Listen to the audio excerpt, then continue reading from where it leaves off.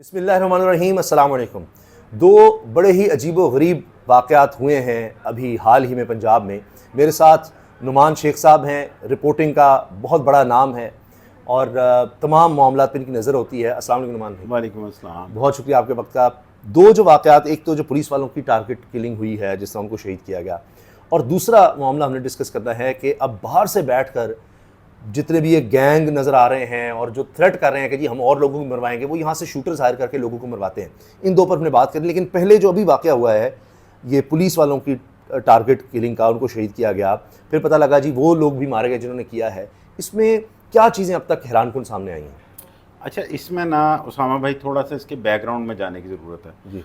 आपको याद होगा 1.5 साल पहले पुलिस वाले टारगेट होना शुरू हुए थे। एक नौजवान था, वो घर आते हुए बिल्कुल निहत्था पुलिस वाला जो भी जा रहा होता था बाइक पे, उसको पीछे से गोली मारता था और उसको मार देता था।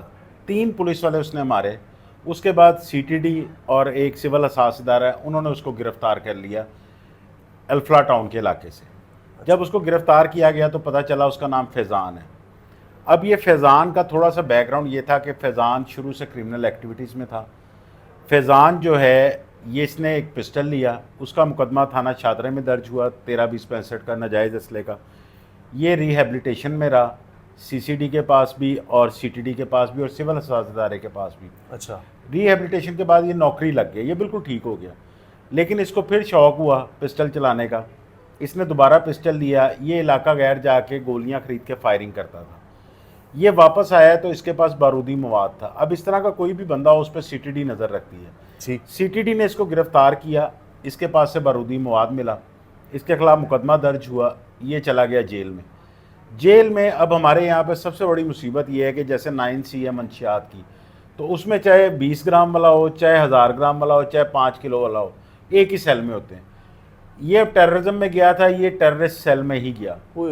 वहाँ पे इसको कलअदम तंजीम का एक बंदा मिला और टेररिज्म के केस में कोई भी गया हो, उसकी ज़मानत के लिए कम से कम भी वकील करेंगे तो आप 8 से 10 लाख रुपए चाहिए कि इसको उसी जेल में डाल दिया गया, उसी जेल में डाल दिया गया। वहाँ पर इसको टेररिस्ट मिला, उस टेररिस्ट ने इसकी मुआवनत की, उन्होंने इसको वकील करवा के दिया, उस वकील ने इसकी ज़मानत करवाई, ये बाहर निकला और उसके बाद अफ़गानिस्तान गया।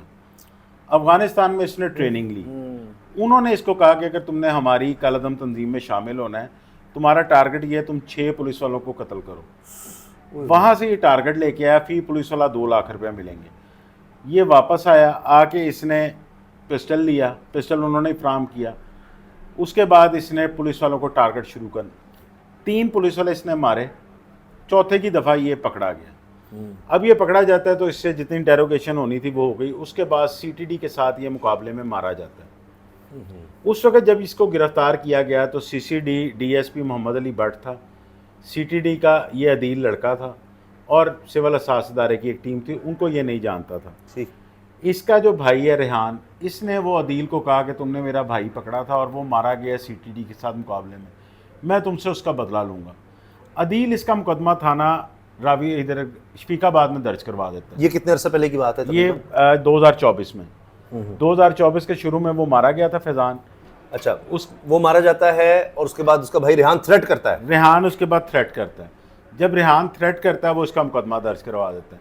उसके बाद ये इसके साथ राब्ते में रहते हैं इसके वालिद के, क्योंकि ये भाग जाता है थ्रेट करके। इसको सीसीडी इकबाल टाउन पकड़ लेती है रेहान को, इसको रिहेबिलिटेशन में रखा जाता है। साथ सिविल असास इदारा जो है वो इसकी तफ्तीश करता है। 3 महीने बाद इसको डिक्लेयर कर देते हैं ये ज़हनी मरीज़ है, ये जो रेहान है। उसके बाद इसको छोड़ देते हैं। ये छोड़ने के बाद फिर गायब हो जाता है। अब अदील जो है वो इसके घर वालों के साथ राब्ते में रहता है जी कि अगर आए तो मुझे आपने बताना है। 15 दिन पहले इनके घर एक तारिक नाम का बंदा आता है जो कि कश्मीर का रहने वाला है। उसके बारे में अभी तक ये इन्वेस्टिगेशन हुई है कि वो कलअदम तंजीम का मेंबर है, उसी का है जिन्होंने फैज़ान को इस्तेमाल किया था। वो इनके घर आके इनको असला देता है, प्लानिंग करते हैं। इसका बाप कॉल करता है अदील को, सब इंस्पेक्टर जो शहीद हो गया, कि आ जाओ, रेहान आया हुआ है और वो नशे की हालत में है, तुम बेशक इसको अकेले पकड़ लो आके। जिस वक्त वो अदील अपने वो हेड कांस्टेबल असद के साथ वहाँ पे पहुँचता है तो वो सीधी उन पर फायरिंग करते हैं। फायरिंग करके वो दोनों को शहीद करके वहाँ से SMG राइफ़ल उठाते हैं, और रिक्शे पे वहाँ से फरार हो जाते हैं। ये राइफल्स पुलिस वालों की इन्होंने ली? राइफल पुलिस वालों के लिए, ओए होए। एक उनके पास अपने छोटे वेपन थे और पुलिस वालों की राइफल ली इन्होंने। ये वहाँ से सीधा जाते हैं मुल्तान रोड पे। वहाँ पर ड्यूटी पे जो पुलिस वाले तैनात होते हैं, वहाँ पर ये उनको फायरिंग करके ज़ख्मी करते हैं। उनमें से एक हारिस शहीद हो जाते हैं। वहाँ से ये WMC का एक जो कह सकते हैं पिकअप, वो छीनते हैं। छीन के वहाँ से ये जाते हैं काला शाह काकू, वहाँ तक ट्रैकर होता है इस्तेमाल में। अच्छा अच्छा। वहाँ पर जाके जब ये उतरते हैं तो जो, क्योंकि इनकी पहले तफ्तीश फैज़ान की हुई थी, उसमें उसने बताया था कि रावी रेहान में एक मदरसा है, मेरे वालिद साहब उसके मानने वाले हैं और मेरी बहन भी उसमें पढ़ती रही है। अच्छा, तो पुलिस को 100% श्योर हो जाता है कि ये वहीं पे जाएंगे। जब वो ट्रैक करते हैं कि ये उस तरफ गए हैं। ये उस तरफ गए हैं, वहाँ पे फिर पुलिस नाकाबंदी कर लेती है।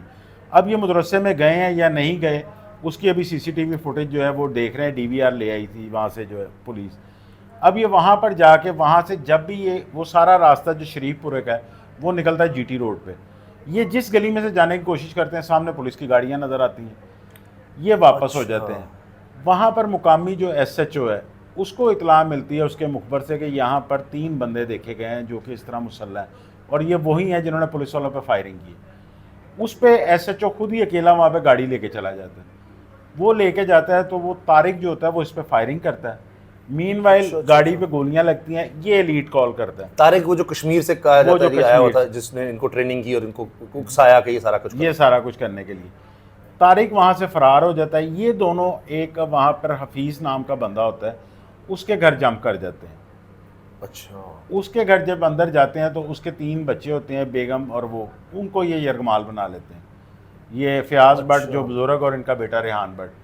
लेकिन वहाँ पे एलीट की क्योंकि फर्स्ट लेयर होती है, दूसरी CCD की होती है, मॉल्टाउन की स्नैन हैदर की टीम, और एक सिविल असास इदारा जो है, ये वहाँ पर फिर उनको कॉर्डन करते हैं, वहाँ पर उन दोनों को मार देते हैं।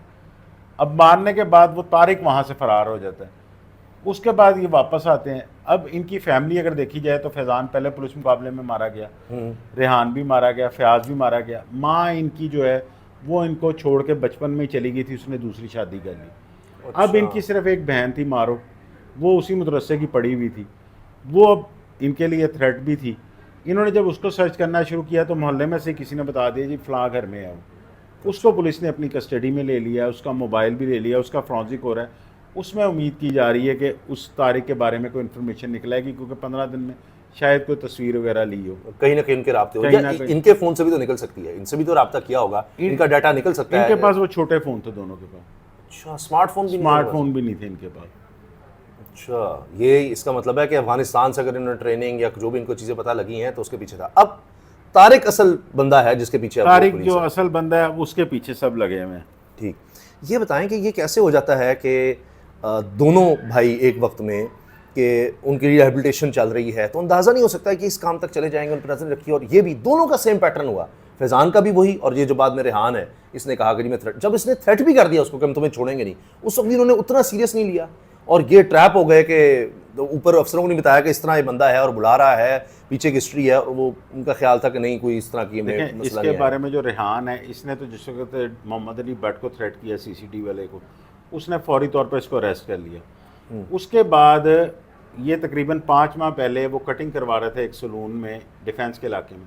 ये रेहान वहाँ पे भी आया, इसके हाथ में बैग था, उसके गनमैनों ने रोक लिया। उसने कहा तुम किधर फिर रहे हो, क्योंकि इसके इनके पास रहा था। उसने कहा जी मैं तो वैसे ही फिर रहा था। अच्छा। उसके बाद वो गनमैनों को भी हिरासत में रखा गया, उनसे भी तफ्तीश की गई, लेकिन वो उस वक़्त उन्होंने जाने दिया।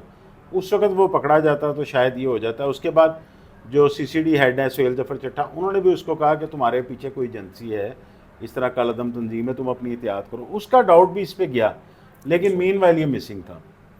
ये कई लोगों से मेरी बात हुई है, लेकिन जो आपने तफसील बताई ना बिल्कुल पूरी, ये किसी के पास भी इतनी नहीं थी डिटेल।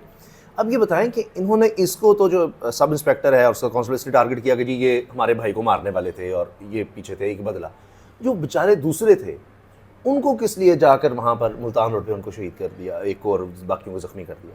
उसका मोटिव क्या? वही के पीछे पैसे मिलेंगे या क्या? उसका मोटिव ये था कि एक तो वो वहाँ पे नारे लगाते नज़र आए।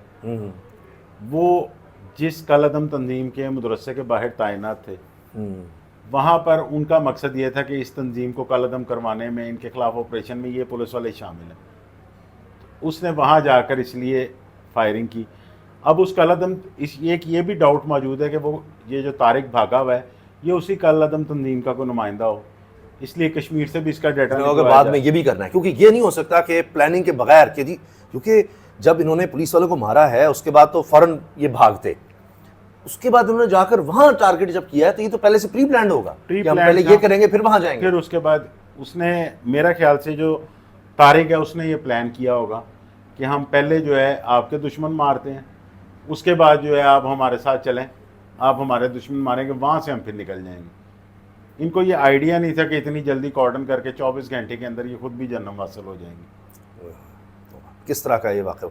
अब इसमें पुलिस आगे देखेगी कि इस तरह के जिनका रिकॉर्ड वगैरह है कि जो पुलिस मुकाबलों में या पुलिस वाले हैं उनकी कोई इन्फॉर्मेशन आगे ना जाए। कुछ पुलिस ने अपने भी लोगों पर इस पर इन्वेस्टिगेशन की है, उनको भी देखा जा रहा है कि इन तक की सारी इन्फॉर्मेशन कि जी ये मुकाबलों में ये लोग शामिल थे या इस तरह से है कि इनकी कहीं कोई राबते थे विद इन पुलिस, कुछ इस तरह की चीज़ें देखी जा रही है। और आइंदा पुलिस को कैसे महफूज बनाना है। देखिए उसामा भाई, जब भी कोई बंदा इस तरह का क्रिमिनल एक्टिविटीज़ में मारा जाता है, ख़ासतौर पर पुलिस मुकाबले में या टेररिज्म में, उसके घर वालों पर पुलिस नज़र ज़रूर रखती है कि ये तो आया उस एक्टिविटीज़ में मुलविस नहीं है।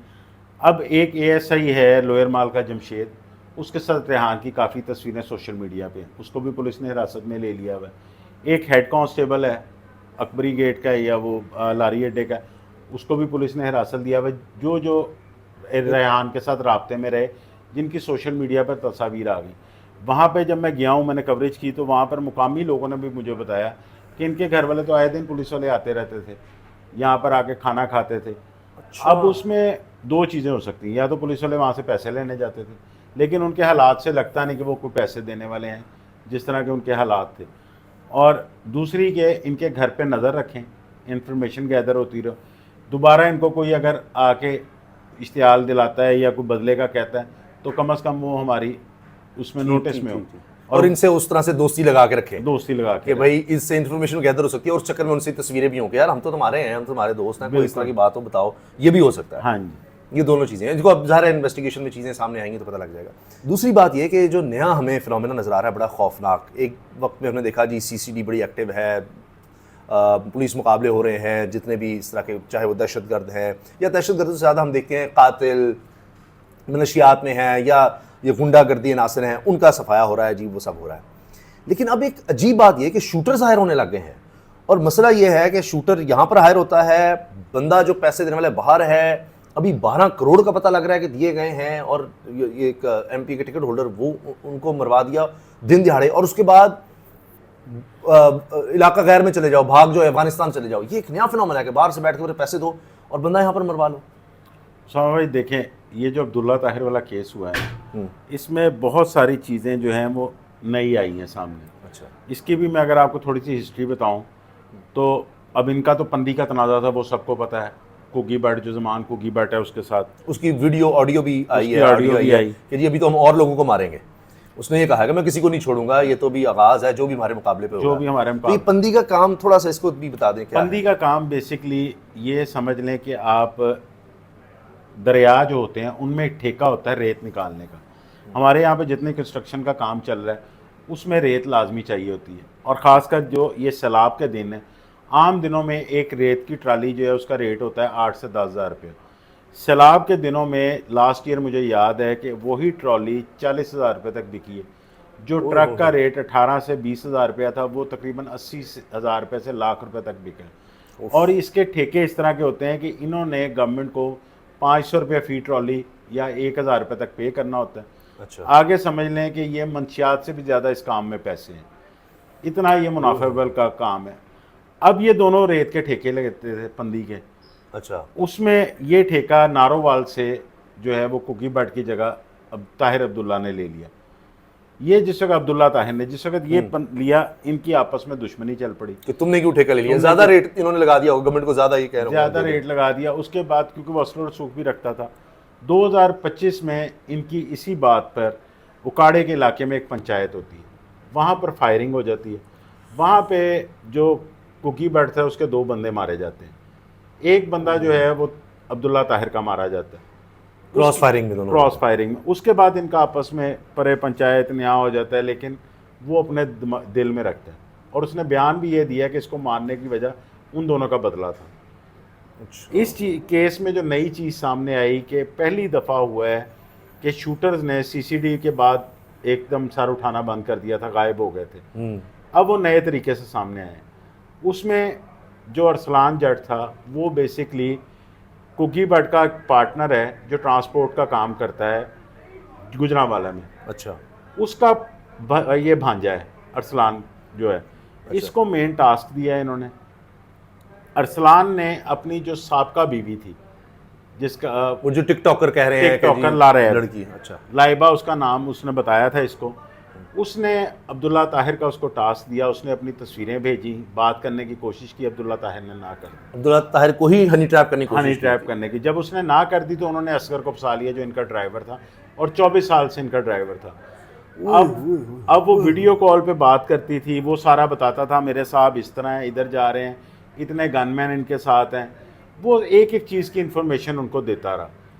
उसके बाद पहली दफ़ा जो देखने में आया, इन्होंने सिटिंग हाउसिंग में ऑनलाइन एक कमरा लिया गुजरांवाला में, वहाँ पे ड्रोन ऑपरेटर साथ रखा। ड्रोन के ज़रिए इनकी सर्वेलेंस होती रही, क्योंकि इनके 4 घर अब्दुल्ला ताहिर के गार्डन टाउन के इलाके में।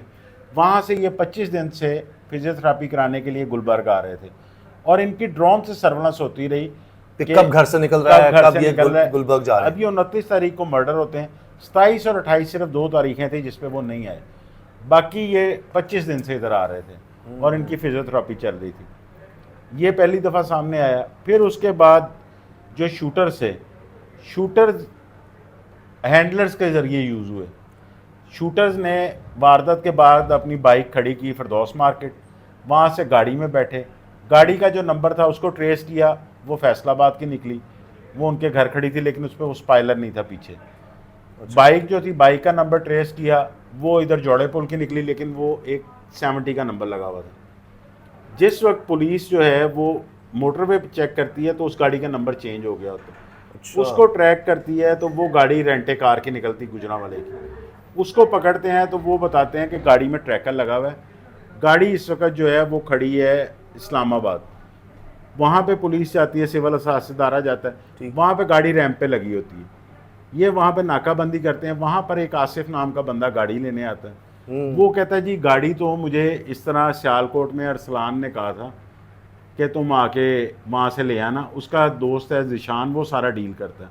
वहाँ से टीम आती है, जिशान को पकड़ती है, अरसलान का पूछती है, वो कहता मुझे तो नहीं पता। वो कहता है गाड़ी की नंबर प्लेटें हैं, कहता वो घर पड़ी हैं। वो उसके घर रेड करती है, वहाँ पे बाइक भी मिल जाती है, वो नंबर प्लेटें भी मिल जाती है। लेकिन वहाँ पर एक मज़े की बात ये होती है, घर वाले कहते हैं ये कौन है जिसको लेके आए। वो कहते हैं तुम तो कह रहे थे ये तुम्हारा घर है। वो कहता नहीं, ये अरसलान के कज़न अदील का घर है। अदील ने बेसिकली गाड़ी लेके दी थी सारा कुछ। अच्छा। वहाँ से सारी ये केस खुलता है। उसके बाद इनकी हिस्ट्री पता चलती है। जब ये वापस जाते हैं तो पता चलता है रैंप के आगे से गाड़ी ली है एक आसिफ नाम के लड़के ने, वहाँ पे छोड़ी है। वहाँ से उसने वो टेररिस्ट जो दोनों शूटर्स थे उनको, अरसलान को और एक खातून इनके साथ जो कि पश्तो बोलने वाली, उनको साथ लेकर ये जाते हैं बन्नू के इलाके में। बन्नू तक सिविल सासदारों की टीम गई। बन्नू से पता चलता है कि यहाँ से इन्होंने जो ट्रांसपोर्ट यूज़ की है उस पर ये गुरबाज गए हैं जो कि वज़ीरिस्तान का इलाका है। गुरबाज में अब इनकी मौजूदगी की इतला है। अब वहाँ से आपको पता है जिस तरह बंदा लाने का तरीका पॉलिटिकल एजेंट के थ्रू या इस तरह, तो अब ये वहाँ पर पहुँच चुके हैं। इसमें एक जो शूटर था जिशान, उसकी शनाख्त हो गई हुई है। एक टोपी वाला शूटर है जो अभी तक यही पता चला है कि ये वज़ीरिस्तान से ही हायर करके लाया गया था। अच्छा। जो लारैब ने अपनी उसमें बताया सारा तफ्तीश में, उसने ये बताया कि 22 करोड़ रुपए में ये सारी डील डन हुई थी। और इसमें जो जमान कुगी भट्ट है उसका तो पहले ही पुलिस को पता चल गया था, क्योंकि जब पुलिस ने वो मोटरसाइकिल पकड़ी है वो जमान भट्ट के सगे भाई के नाम पे, तो इसलिए उन्हें श्योर हो गया था कि ये इन्वॉल्वमेंट यही है, पीछे ही है। अब वो जो कुगी भट्ट है वो इस वक्त अमेरिका में मौजूद है। उसके लिए एक लंबा प्रोसीजर है, उनके साथ हमारा कोई MOU भी नहीं है बंदे लाने का। अच्छा। तो अब जितनी देर तक ये शूटर्स यहाँ पे नहीं आते ये केस अभी लंबा चलेगा। अब गिरफ्तार कौन कौन है? वो टिकटॉकर लड़की गिरफ्तार है, ड्राइवर गिरफ्तार है, इनका कुक गिरफ्तार है, इसके अलावा वो रेंटे कार वाला जो है उसको पकड़ा हुआ है, उससे ड्रोन, इसमें अगर देखा जाए ड्रोन ऑपरेटर मिसिंग है, 2 शूटर्स मिसिंग है, एक अरसलान जिसने मास्टर प्लान तैयार किया वो मिसिंग है, और एक इसमें वो लड़की जो कि पश्तो बोलने वाली है वो मिसिंग है। इसमें होटल वाला भी पकड़ा गया हुआ है। इसमें जो गाड़ी रेंट पे देने वाला था वो भी, जो इसका कज़न था अदील, वो भी पकड़ा गया हुआ है।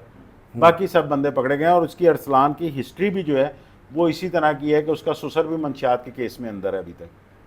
अब इसमें ये जो पश्तो बोलने वाली लड़की का बता रहे हैं, उसका क्या इसमें बैकग्राउंड है, उसका पता लगा, उसकी इन्वॉल्वमेंट का कुछ अभी तक पता चला कि बस वो इनकी साथी है? वो इनकी साथी है, अभी तक उसका पता नहीं चला, क्योंकि जो होटल वालों से बात हुई, जो पुलिस ने उनसे इंटेरोगेट किया, उसने ये बताया कि इन्होंने तो ऑनलाइन कमरा कराया था। हाँ, ये खातून उसके साथ थी जो कि उर्दू नहीं बोल सकती थी, वो पश्तो में बात करती थी। और अरसलान का भी जो बैकग्राउंड है वो सारा उसी इलाके का है, काफ़ी क्रिमिनल है, पहले भी इस पर केसेस हैं। तो ये उसको आगे करके तो ये ज़मान और कुकी भट्ट ने सारा काम करवाया। एक तो इसमें पता लगता है कि बड़े अरसे से ये तैयारी कर रहे थे और उसमें इन्होंने देख लिया कि आज गार्ड भी नहीं है और 24 साल एक अरसा होता है, शक भी नहीं गुजरता कि ड्राइवर को ऐसी हरकत कर सकता है, इसमें जा सकता है। ये हनी ट्रैप कितनी खौफनाक चीज़ है। अच्छा, उसमें अब कुकी भट्ट ने सारा प्लान करने से पहले ही इसका मतलब है वो बाहर चला गया, या बाहर से सारी प्लानिंग अमेरिका से हुई या जो भी था वो उसको काफ़ी सालों से बाहर है। उसकी जो फैमिली है वो कनाडा में है, ये वहाँ के नेशनल है, कैनेडियन वहाँ से। लेकिन काम यहाँ पर, ये इस मर्डर के बाद का और सारा काम इधर है, सारा रेत का।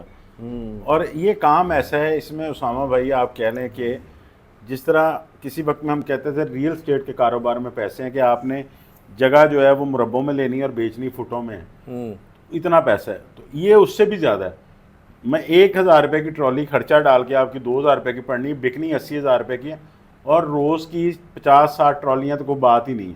100 150 ट्रॉली निकलती है वहाँ से, और जिस तरह ही सैलाब आता है एक दफ़ा, वो जितने गड़े पड़े होते हैं वो सारे फेल हो जाते हैं, वो उनकी फिर चांदी हो जाती है। लेकिन इसमें ये लड़ाई सारी हो गई।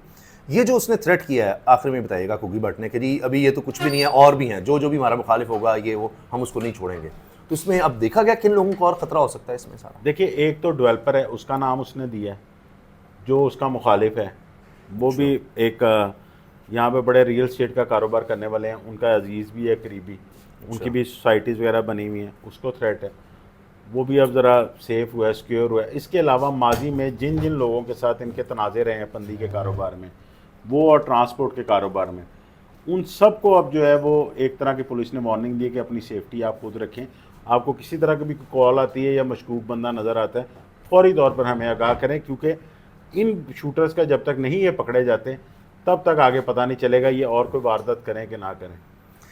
आखिरी सवाल, मुझे नहीं लगता कि जो भी इसमें किरदार हैं वो बच पाएंगे, क्योंकि अभी तक जितने भी मैं केसेस देख रहा हूँ पिछले कुछ अर्से में, इसमें एडवांसमेंट आ गई हुई है। हम देखते हैं जियो फेंसिंग, खासतौर पर CCTV की वजह से, ये जो भी लाहौर का वाक़या हमने देखा है, फौरी तौर पर 24 घंटे के अंदर आइडेंटिफाई हो गए, सारा कुछ हो गया, तो बचता नहीं है। मुझे नहीं नज़र आ रहा कि कोई भी ऐसा केस अभी रिसेंट हिस्ट्री में हो जिसमें इस तरह के लोग बच पाए हों। फिर भी ये लोग इस तरह से कर जाते हैं, जब पता होता है कि ये पकड़े गए हैं या पुलिस मुकाबले हो रहे हैं, मार जाते हैं, तो क्राइम उसके बावजूद नहीं रुक रहा। देखिए उसामा भाई, इस वक्त जो हालात हो गए हैं ना, आप ये देखें कि यहाँ पर बाहर से बैठ के लोग यहाँ के नौजवान यूज़ कर रहे हैं।